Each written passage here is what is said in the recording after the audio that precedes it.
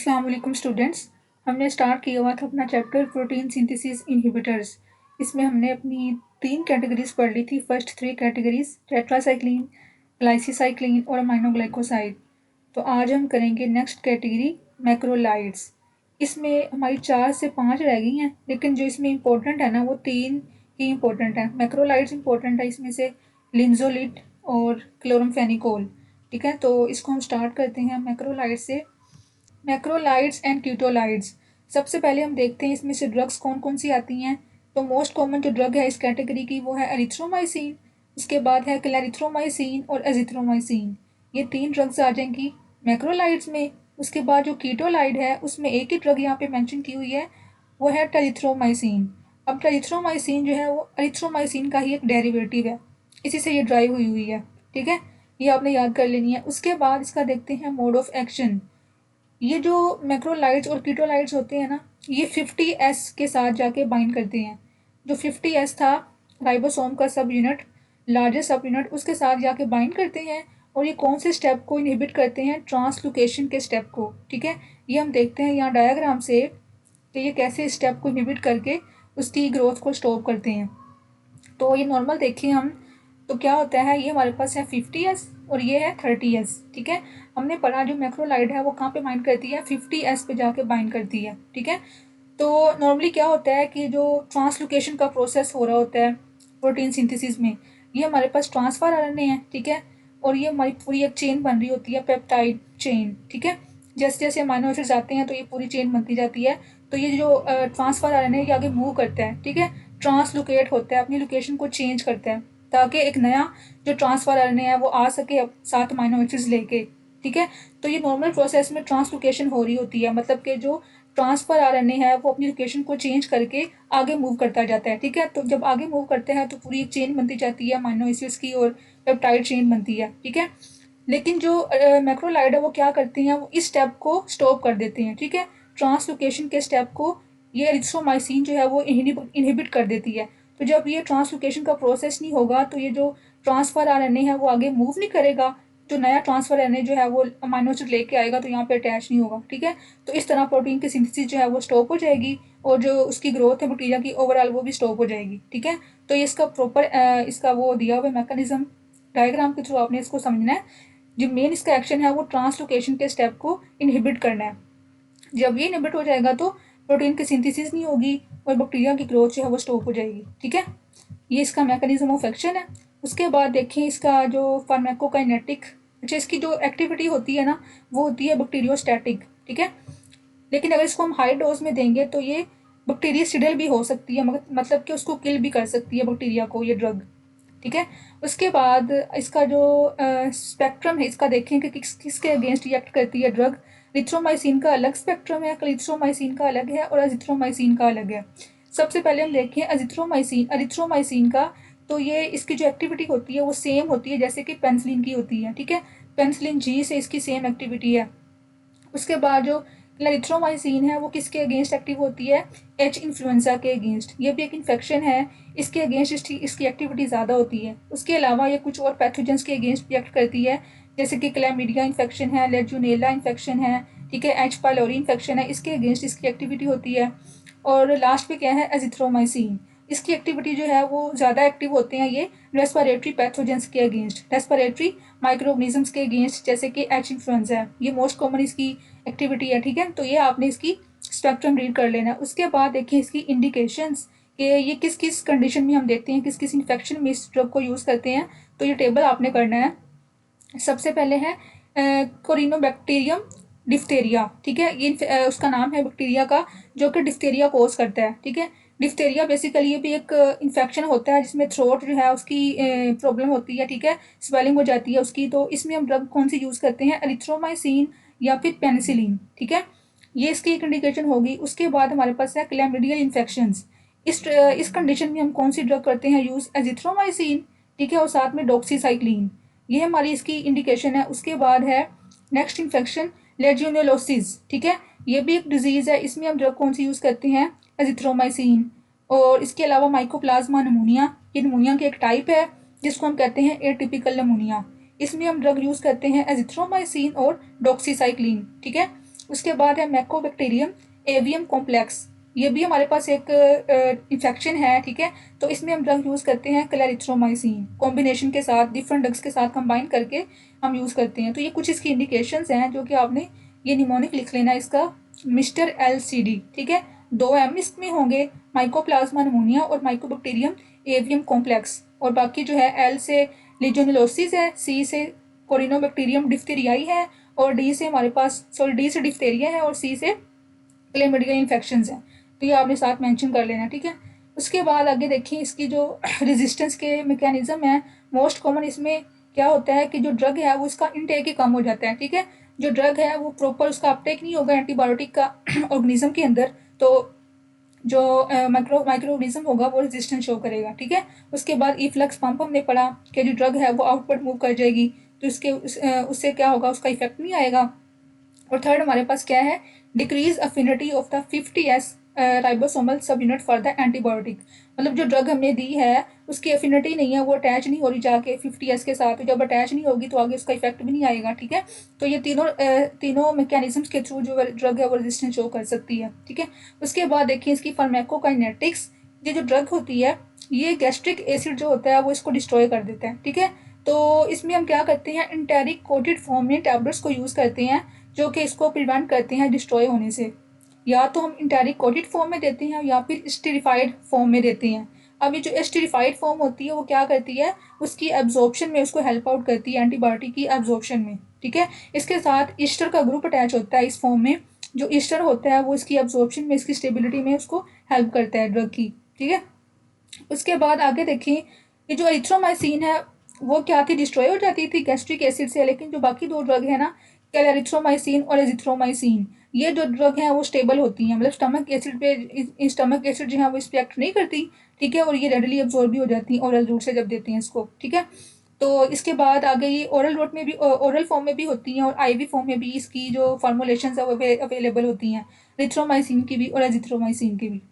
Next हम देखें इसकी डिस्ट्रीब्यूशन, तो ये जो है सारे टिश्यूज़ में प्रॉपर्ली डिस्ट्रीब्यूट हो जाती है ड्रग, ठीक है। जो एरिथ्रोमाइसिन है वो ऑल बॉडी फ्लूइड्स में एक्सेप्ट CSF डिस्ट्रीब्यूट हो जाती है, और बाकी जो तीनों ड्रग्स हैं क्लैरिथ्रोमाइसिन, एजिथ्रोमाइसिन और टेरिथ्रोमाइसिन, ये तमाम टिश्यूज़ में जो है ना वाइडली डिस्ट्रीब्यूट हो जाती हैं, ठीक है। और जो इसका लार्ज वॉल्यूम ऑफ डिस्ट्रीब्यूशन होता है एजिथ्रोमाइसिन का। उसके बाद जो एलिमिनेशन देखें तो ये हमें पता है कि जो ड्रग है मेटाबोलाइज हो जाती है लिवर में, इसका होता है हिपैटिक मेटाबॉलिज्म, और जो इसकी एलिमिनेशन होती है वो यूरिन के थ्रू एलिमिनेट हो जाती है, ठीक है। उसके बाद एक्सक्रीशन, ये मैंने वही बताया कि या तो बाइल के थ्रू हो जाएगी एलिमिनेट, ठीक है, एक्सक्रीट हो जाएगी, और या फिर यूरिन के थ्रू जो है उसके मेटाबोलाइट्स रिमूव हो जाएंगे बॉडी से, एलिमिनेट हो जाएंगे, ठीक है। उसके बाद देखें इसकी एडवर्स इफेक्ट क्या क्या हैं इस ड्रग के, तो मोस्ट कॉमन जो इसका एडवर्स इफेक्ट है वो है गैस्ट्रिक डिस्ट्रेस, ठीक है। इसमें गैस्ट्रिक अपसेट होता है इस ड्रग की वजह से, और इसके अलावा इसमें क्या होता है, जो गैस्ट्रिक मोटिलिटी है ना वो इंक्रीज हो जाती है, मतलब जो स्मूथ मसल होते हैं हमारे गट के, ठीक है, उनकी कॉन्ट्रैक्शन हो जाती हैं, तो उससे क्या होता है जो गैस्ट्रिक कंटेंट है वो मूव कर जाता है ड्यूडिनम के अंदर, ठीक है। जैसे कॉन्ट्रैक्शन आती हैं हमारे मसल के अंदर, स्टमक के मसल्स के अंदर, तो जो गैस्ट्रिक कंटेंट होता है वो कहाँ मूव करते हैं, ड्यूडिनम के अंदर मूव कर जाता है, ठीक है। तो ये इसका एडवर्स इफेक्ट है कि इसमें मोटिलिटी जो है वो ज़्यादा हो जाती है, गट की मोटिलिटी, उसकी मूवमेंट। उसके बाद है कोलिस्टैटिक जॉन्डिस। अब जॉन्डिस में क्या होता है कि जो बिलीरुबिन का लेवल है वो हाई हो जाता है बॉडी के अंदर, ठीक है। उससे क्या होता है कि जो डिसकलरेशन हो जाती है आइज़ की, येलो कलर की हो जाती है, ठीक है, पूरी बॉडी जो है वो येलो कलर की हो जाती है, स्पेशली आइज़ और स्क्लेरा वगैरह, तो इसमें ये भी होता है। उसके बाद है ऑटोटॉक्सिसिटी, मतलब जो है इसमें एयर जो है वो डैमेज हो सकते हैं, अगर हम हाई डोज में देंगे तो डेफनेस भी हो सकती है, और इसमें इरिवर्सिबल हेयरिंग लॉस भी हो सकता है ड्यू टू एजिथ्रोमाइसिन। उसके बाद क्या है QT प्रोलोंगेशन, ये आपने पढ़ा होगा ECG के अंदर कुछ वेव्स बनती हैं, P wave, QRS complex, T wave, ठीक है, और कुछ इंटरवल्स होते हैं। तो जब ये ड्रग देते हैं तो ये जो इंटरवल्स होते हैं वो प्रोलोंग हो सकते हैं, ठीक है, नॉर्मल से इसका जो टाइम पीरियड है वो ज़्यादा हो सकता है। तो इसमें हमने क्या करना है, जो पेशेंट्स होते हैं ना अरिथमियाज के या जिनको हार्ट प्रॉब्लम होता है, उसमें हमने क्वेश्चंस के साथ यूज़ करना होता है इन ड्रग्स को, ठीक है। उसके बाद है कॉन्ट्राइंडिकेशंस, कि इसको हमने किस कंडीशन में कॉन्ट्राइंडिकेट करना है, यूज़ नहीं करना। तो हमने पढ़ा कि जो ड्रग्स होती हैं वो मेटाबोलाइज कहाँ पे होती हैं, लीवर में होती हैं। तो जब लीवर में मेटाबोलाइज होती हैं, तो जब लीवर उसका डिसफंक्शन होगा, एक पेशेंट का या एक पर्सन का लीवर डिसफंक्शन हुआ है, तो जब लिवर प्रॉपर काम नहीं करा तो ड्रग की मेटाबॉलिज्म नहीं होगी, तो ड्रग मेटाबोलाइज नहीं होगी तो वो अकुमुलेट हो जाएगी बॉडी के अंदर, ठीक है। तो जब अकुमुलेट होगी तो उसके फर्दर साइड इफेक्ट आना शुरू हो जाएंगे। तो हमने उन कंडीशंस में उन पेशेंट्स में ड्रग को यूज़ नहीं करना जो कि हिपैटिक डिसफंक्शन के होते हैं पेशेंट्स। उसके बाद है ड्रग इंट्रैक्शंस। अच्छा, अब यहाँ पे आपको मैं इसका कंसेप्ट दे दूँ ड्रग इंट्रैक्शन क्या होता है। जैसे अब यहाँ पे एक एग्जांपल दी हुई है एरिथ्रोमाइसिन और क्लेरिथ्रोमाइसिन। ये क्या करती हैं, ये कुछ और ड्रग्स के जो मेटाबॉलिज्म होते हैं ना उसको इनहिबिट कर देती हैं, ठीक है। जैसे कि अब यहाँ पे ये डायग्राम दी हुई है, हमारे पास ये कुछ ड्रग्स हैं सारी, ठीक है। इसमें आप एक दो के नाम याद कर लो। तो ये ड्रग्स जो है ना वो मेटाबलाइज होती हैं किसके थ्रू, P450 सिस्टम के थ्रू, ठीक है। ये P450 सिस्टम हमने फर्स्ट चैप्टर में पढ़ा था कि ये कॉम्प्लेक्स होता है एंजाइम का जो कि हेल्प आउट करता है ड्रग को मेटाबलाइज करने में, ठीक है, लिवर के अंदर। जब मेटाबलाइज हो जाएगा, ये जो ड्रग्स मेटाबलाइज हो जाएंगी तो बॉडी से एलिमिनेट हो जाएंगी, ठीक है। लेकिन ये जो ड्रग्स है ना हमारे पास एरिथ्रोमाइसिन, क्लेरिथ्रोमाइसिन, ये क्या करती हैं, इस इंजाइम को, इस कॉम्प्लेक्स को इनहिबिट कर देती हैं, ठीक है। P450 इंजाइम को इनहिबिट कर देती हैं। तो इससे क्या होगा कि जो ड्रग्स हमारी मेटाबलाइज हो रही थी वो इनहिबिट हो जाएंगी, और ड्रग मेटाबोलाइज नहीं होगी, वो अपने मेटाबोलाइट्स में कन्वर्ट नहीं होंगी, तो बॉडी में वो बॉडी में अकुमुलेट होना शुरू हो जाएंगी। तो उसकी जो कंसेंट्रेशन है इन ड्रग्स की वो बॉडी में ज़्यादा हो जाएगी, इंक्रीज हो जाएगी, ठीक है। तो इन ड्रग्स के भी टॉक्सिक इफेक्ट आएंगे, इसको हम कहते हैं ड्रग इंट्रैक्शन, ठीक है। तो एजिथ्रोमाइसिन और क्लेरिथ्रोमाइसिन ये क्या करती हैं, दूसरी ड्रग्स के मेटाबॉलिज्म को इनहिबिट करती हैं। जब उनका मेटाबॉलिज्म इनहिबिट हो जाएगा तो बॉडी के अंदर वो अकुमुलेट हो जाएंगी और उनके एडवर्स इफेक्ट आना स्टार्ट हो जाएंगे, ठीक है। तो इसका ये मोस्ट कॉमन साइड इफेक्ट है ड्रग इंट्रैक्शन। ये हमारी ड्रग थी मैक्रोलाइड्स और कीटोलाइड्स। इसका निमोनिक आपने याद करना है DOCG, डॉक्टर जी। तो इस निमोनिक के थ्रू आपने इसके एडवर्स इफेक्ट याद कर लेने हैं, ठीक है। उसके बाद नेक्स्ट कैटेगरी हमारे पास आती है फिडाजोमिसिन। ये जो फिडाजोमिसिन है इसका दूसरा नाम क्या है, मैक्रोसाइक्लिक एंटीबायोटिक, ठीक है। ये मैक्रोसाइक्लिक एंटीबायोटिक है और इसका जो मैकेनिज्म ऑफ एक्शन है ना वो थोड़ा सा यूनिक है, वो सबसे डिफरेंट है। अब इसका डिफरेंट कैसे है, ये कहाँ पे एक्ट करती है, ये RNA पॉलीमरेज पे जाके एक्ट करती है ये ड्रग, ठीक है। RNA पॉलीमरेज आपने पढ़ा होगा कि जो DNA होता है, DNA से क्या बनता है, RNA बनता है, ठीक है। DNA से जब RNA बनता है तो हमें एंजाइम चाहिए होता है RNA पॉलीमरेज, ठीक है।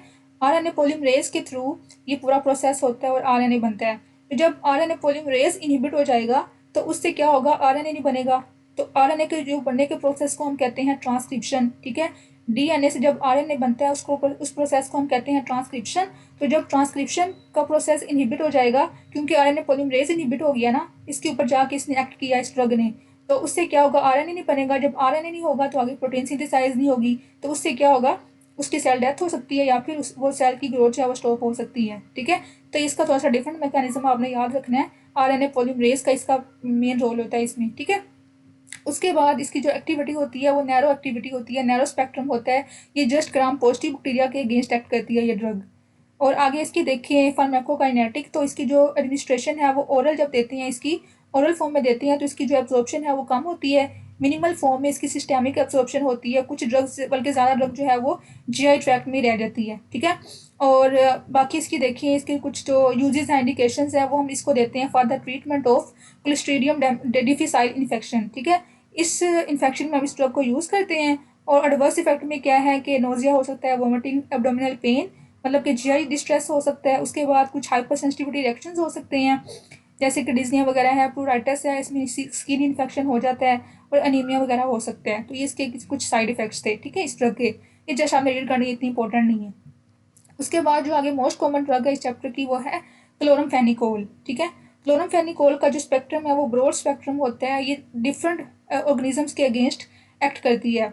इसका जो मोड ऑफ एक्शन देखें हम तो 50S के साथ जाके ये बाइंड करेगी ड्रग, 50S के साथ जाके बाइंड करके किस स्टेप को इनहिबिट करेगी, पेप्टिडाइल ट्रांसफरेज रिएक्शन को इनहिबिट कर देगी, ठीक है। पेप्टिडाइल ट्रांसफरेज रिएक्शन जो है ये मैं आपको यहाँ से दिखाऊँ डायग्राम से तो आपको समझ आ जाएगी कि ये कैसे ये पूरा प्रोसेस जो है इसको इनहिबिट करती है। हमें पता है जो पेप्टाइड बॉन्ड बन रहा होता है उसमें हमें चाहिए होता है पेप्टिडाइल ट्रांसफरेज एंजाइम, ठीक है। जैसे कि अब यहाँ पे 50S है और ये 30S है, ठीक है। नॉर्मली क्या होता है कि ये जो अमाइनो एसिड जो बनते हैं ना, जो लिंक करते हैं आपस में, तो वो किस बॉन्ड के थ्रू करते हैं, पेप्टाइड बॉन्ड के थ्रू आपस में लिंक कर रहे होते हैं, ठीक है।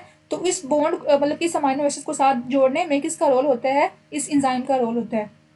जब ये पूरी चेन बनेगी तो इसमें इसका रोल होता है कि वो चेन बने पूरी अमाइनो एसिड्स मिलते जाए साथ साथ, तो एक पूरी पेप्टाइड लेयर बनती जाए, पेप्टाइड चेन बनती जाए, ठीक है।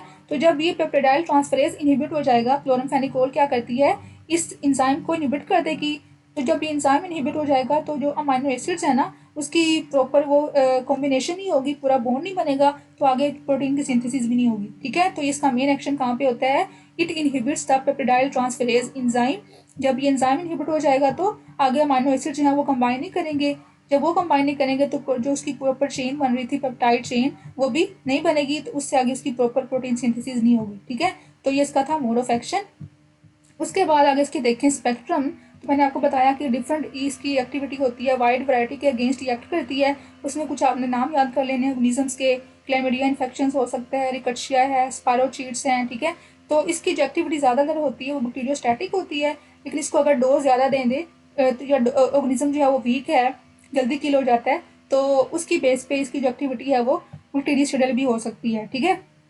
उसके बाद रेजिस्टेंस मैंने आपको बताया, कुछ आपने वो जो हमने पहले पढ़े थे इसकी मैकेनिज्म, उसको याद करना है आपने, सारे इसी में वही यूज़ हो रहे हैं, ठीक है। या तो उसका अपटेक कम हो रहा है ड्रग का, या इफ्लक्स पंप यूज़ हो रहा है, या फिर एंजाइम इनएक्टिवेशन हो रही है, ठीक है। ये तीन मेजर इसमें मैकेनिज्म आपने पढ़ने हैं। उसके बाद है फार्माकोकाइनेटिक्स, कि इसको हम आईवी में दे सकते हैं, ठीक है।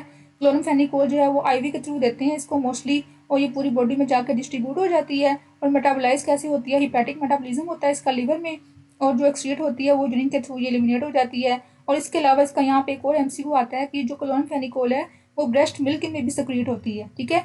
तो ब्रेस्ट मिल्क में जब सक्रीट होगी तो इसको हम अवॉइड करते हैं, जो ब्रेस्ट फीडिंग करवाती हैं मदर्स, उसमें हम इसको अवॉइड करते हैं ताकि जो ड्रग है वो आगे चाइल्ड में ट्रांसफ़र ना हो, ठीक है। उसके बाद जो इसके एडवर्स इफेक्ट हैं, उसमें सबसे पहले क्या है, अनीमिया। ये ड्रग जो है वो अनीमिया कोज कर सकती है।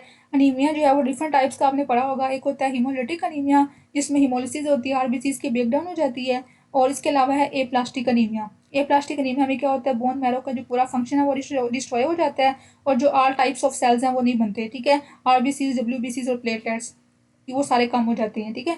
उसके बाद है ग्रे बेबी सिंड्रोम। अब ये क्या होता है, इसमें क्या है कि जब हम न्यू नेट्स में इस ड्रग को यूज़ करते हैं ना, न्यू नेट्स में जो कि 1 मंथ के होते हैं, ठीक है। जब हम इनके अंदर ये ड्रग को यूज़ करते हैं तो उनका जो किडनी होती है, नेफ्रॉन होते हैं, वो प्रॉपरली डेवलप नहीं हुए होते, ठीक है। अंडर डेवलप उनका फंक्शन होता है, रीनल फंक्शन, तो वो प्रॉपर जो है उसको एक्सक्रीट नहीं कर पाते ड्रग को।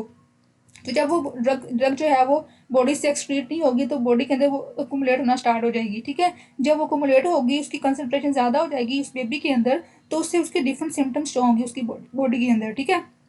उसमें क्या है, पुअर फीडिंग हो सकती है, जो रेस्पिरेटरी डिस्टर्बेंस उसको आ सकती है, साइनोसिस हो सकती है। तो ये सारी सिम्टम्स जब कंबाइन होती हैं तो बेबी का जो कलर है ना वो ग्रे हो जाता है, ठीक है।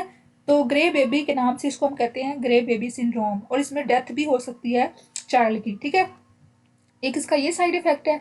उसके बाद ड्रग इंट्रैक्शन, जैसे हमने वो ड्रग पढ़ी थी मैक्रोलाइड्स, वो भी ड्रग इंट्रैक्शन करवाती है, तो ये भी ड्रग इंट्रैक्शन में इसका रोल होता है।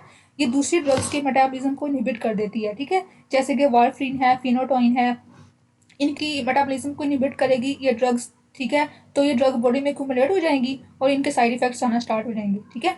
उसके बाद ये इसके कुछ 3 से 4 साइड इफेक्ट्स थे most common, anaemia, grey baby syndrome और ड्रग इंट्रैक्शन। उसके बाद नेक्स्ट कैटेगरी हमारे पास है क्लिंडामाइसिन। क्लिंडामाइसिन जो है इसका सेम मोड ऑफ एक्शन है जैसे हमने पढ़ा मैक्रोलाइड्स का, कि 50S पे जाके वो बाइंड करती है, ठीक है। उसके बाद इसकी जो एक्टिविटी होती है वो ग्राम पॉजिटिव के अगेंस्ट जो इन्फेक्शन होती हैं उसके अगेंस्ट हम ये यूज़ करते हैं क्लिंडामाइसिन। और इसके अलावा आगे इसकी जो रूट फॉर्म्स होती है, रूट्स वगैरह, वो दोनों फॉर्म्स में होती हैं, आईवी फॉर्म में भी, ओरल फॉर्म में भी देते हैं इसको, और ये पूरी बॉडी के फ्लोर्स में डिस्ट्रीब्यूट हो जाती है प्रॉपर, ठीक है। और सीएसएफ में इसकी पुअर एंट्री होती है। और इसके अलावा इसकी जो अगर इसको देखें कि किस पेशेंट में हमने इसको यूज़ नहीं करना, किस कंडीशन में इसको यूज़ नहीं करना, तो जो पेशेंट्स होते हैं ना रीनल इम्पेयरमेंट के या फिर हिपैटिक फेलियर के, उसमें हम इसको यूज़ नहीं कर सकते, क्योंकि वो बॉडी में जाके एक्युमुलेट हो जाएंगे। जब बॉडी से जब वो रिमूव नहीं होंगे, उनके रीनल डिसफंक्शन है, तो बॉडी से एलिमिनेट नहीं होंगे, तो उसके साइड इफेक्ट्स आ सकते हैं, ठीक है। और इसके जो कॉमन साइड इफेक्ट्स हैं वो क्या है, स्किन रैश हो सकता है, डायरिया वगैरह हो सकता है, ठीक है। तो ये जस्ट आपने रीड करनी है, ये भी इंपॉर्टेंट नहीं है। उसके बाद ये आपने नहीं करनी, ये एक्स्ट्रा दी हुई है। उसके बाद जो लास्ट हमारी ड्रग रह गई है वो है ऑक्साजोलिडिनोन्स, ठीक है। इसमें जो मोस्ट कॉमन ड्रग है वो है लिंजोलिड, ये भी आपने काफ़ी सुनी होगी क्लिनिकल सेटिंग के अंदर। लिंजोलिड हम यूज़ करते हैं एंटीबायोटिक। इसकी जो एक्टिविटी होती है वो ग्राम पॉजिटिव ऑर्गेनिजम्स के अगेंस्ट ज़्यादा होती है, ठीक है। इसका मोड ऑफ एक्शन क्या है, ये भी 50S के ऊपर जाके बाइंड करती है। 50S के ऊपर जाके बाइंड करेगी तो इसका जो मेन होता है एक्शन वो क्या करती है, इसको किसको इनहिबिट करती है, formation of the 70S initiation complex. ठीक है, जैसे कि मैं आपको यहाँ पे दिखाऊँ इसके डायग्राम कि ये कैसे इसका मोड ऑफ एक्शन होता है।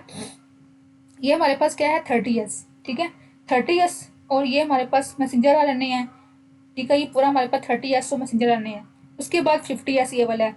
तो 50S और 30S जब मिलती हैं तो क्या बनता है, 70S कॉम्प्लेक्स बनता है। ठीक है, 70S इनिशिएशन कॉम्प्लेक्स जब बनता है तो आगे से प्रोटीन सिंथेसिस होती है। तो ये जो ड्रग है लिंजोलिड के क्या करती है, इस स्टेप को इनहिबिट कर देती है, मतलब कि 50S का 30S के साथ कॉम्बिनेशन जो होता है उसको इनहिबिट करती है। तो जब वो इनहिबिट हो जाएगा तो 70S इनिशिएशन कॉम्प्लेक्स नहीं बनेगा।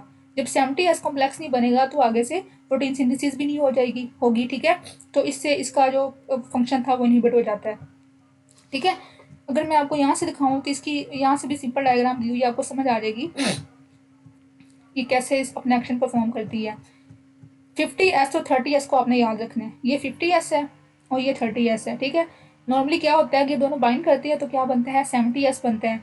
70S बनता है तो आगे इसकी प्रॉपर चेन बनती है, अमीनो एसिड्स आते हैं और प्रोटीन सिंथेसिस होती है। लेकिन जो लिंजोलिड है वो क्या करती है, इस स्टेप को इनहिबिट कर देती है, फॉर्मेशन ऑफ इनिशिएशन कॉम्प्लेक्स। तो जब वो कॉम्प्लेक्स नहीं बनेगा तो आगे प्रोटीन सिंथेसिस नहीं होगी। ठीक है, ये इसका एक्शन है। उसके बाद आगे इसका देखें हम साइड इफ़ेक्ट्स क्या होती हैं, इसकी जो इंडिकेशंस है वो क्या हैं वो हम देख लेते हैं। तो इसका जो एक्टिविटी है ना ज़्यादातर वो किसके अगेंस्ट होती है, ग्राम पॉजिटिव के अगेंस्ट होती है। ग्राम पॉजिटिव ऑर्गेनिजम्स के अगेंस्ट इसकी एक्टिविटी होती है, जिसमें आपने कुछ नाम याद करने हैं, स्टेफिलोकोकस है, स्ट्रेप्टोकोकस है और इंटेरोकोकस है। ठीक है, उसके बाद माइक्रोबैक्टीरियम ट्यूबरक्लोसिस के अगेंस्ट भी इसकी एक्टिविटी होती है। ये इसकी वो स्पेक्ट्रम था ये, और ये इसका जो मोस्ट कॉमन होता है एक्टिविटी वो होती है बैक्टीरियोस्टैटिक। ये हमने पढ़ा सबसे पहले स्टार्ट में कि जो प्रोटीन सिंथेसिस इनहिबिटर्स होते हैं वो मोस्टली जो है बैक्टीरियोस्टैटिक ही होते हैं। ठीक है, उसके बाद जो रेजिस्टेंस है वो वही मैकेनिज्म्स आ जाएंगे, या तो बाइंडिंग नहीं होगी उसकी, या इफ्लेक्स कम होगा इसमें। ठीक है, और या उसका अपटेक कम होगा। ठीक है, उसके बाद आगे इसको फार्माकोकाइनेटिक्स देखें तो इसमें जो ओरल रूट से प्रॉपर्ली जो ड्रग है वो एब्जॉर्ब हो जाती है, और आईवी फॉर्म में भी ये ड्रग अवेलेबल होती है। ठीक है, और आगे प्रॉपर्ली डिस्ट्रीब्यूट भी जाती है डिफरेंट टिश्यूज़ में जाकर, डिफरेंट बॉडी फ्लूइड्स में जाके। और आगे साइड इफेक्ट्स इसके देखें तो वही कॉमन ही है, जीआईटी डिस्ट्रेस हो सकता है इसमें, नोजिया वोमिटिंग वगैरह। ठीक है, उसके अलावा हाइपर सेंसिटिविटी रिएक्शंस भी हो सकती हैं। तो ये इसके थोड़े से साइड इफेक्ट थे, वो इधर पेज मिसिंग है तो मैं आपको वैसे बता रही हूँ। ठीक है, तो ये इसके हमारे पास थे 8 कैटेगरीज थी जो कि हमने आज कवर कर ली आज के लेक्चर में। तो इसके हम देखें 5 पेपर।